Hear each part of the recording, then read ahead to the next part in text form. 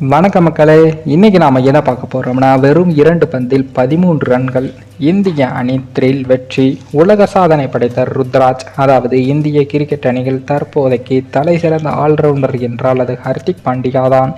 ஹர்திக் பாண்டியா இடத்திற்கு சிவம் துபே வருவார் என்று எதிர்பார்க்கப்பட்ட நிலையில் ஹர்திக் பாண்டியா தமது இடத்தை யாராலும் அசைக்க முடியாது என்பதை T20 உலகக்கோப்பை தொடரில் காண்பித்து இருக்காரு. இந்த சூழ்நிலையில் தான் ஹர்திக் பாண்டியா தமக்கு கேப்டன் பதவி வேண்டும் என்று ஒற்றை காலில் நிற்கிறார். ஆனால் கௌதம் கம்பீர் சூரியகுமார் யாதவுக்குத்தான் அந்த பதவியை கொடுக்க வேண்டும் என்று கூறி வராரு.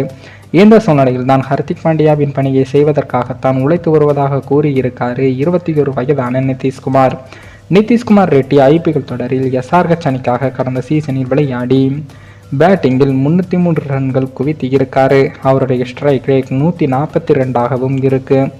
IPL 2024 ஆண்டுக்கான தொடரில் வளர்ந்து வரும் வீரருக்கான விருதையும் நிதிஷ்குமார் ரெட்டி பெற்றிருக்காரு. அதே போலதான் ஜிம்பாப்வே அணிக்கு எதிரான தொடரில் கடைசி நேரத்தில் காயம் காரணமாக விலகி இருக்காரு. இந்த நிலையில் தான் தற்போது இலங்கை தொடருக்கு எதிராக இந்திய அணி தேர்வு ஒரு பக்கம் நடந்து கொண்டிருக்க, ஏற்கனவே 12 பேர்கள் கொண்ட இந்திய அணி இலங்கை அணிக்கு எதிராக வார்ம் அப் போட்டிகளிலும் விளையாடி வராங்க.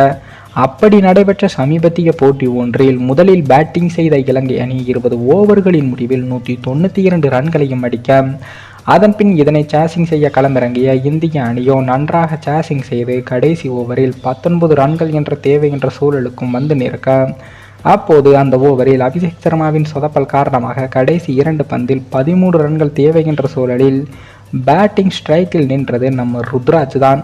அந்த நேரத்தில் அந்த ஓவரை வீச வந்த துஷாரா அவர்கள் 5வது பந்தை ஒய்டாக வீச, அந்த பந்து ஒய்டுக்கு போனது மட்டுமில்லாமல் விக்கெட் கீப்பரையும் தாண்டி பவுண்டரிக்கு சென்றது.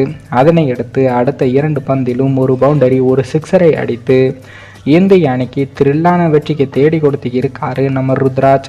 மேலும் இந்த வீடியோ ஏதோ ஒரு விதத்தில் உங்களுக்கு பிடித்திருக்கும் என்று நினைக்கிறேன். நம்ம சேனலுக்கு புதிதாக வீடியோ பார்க்கிறீர்கள் என்றால் மறக்காமல் சப்ஸ்கிரைபர் செய்துவிட்டு பாருங்கள். இன்னொரு வீடியோவில் சந்திக்கும் வரை நான் உங்கள் தமிழ்.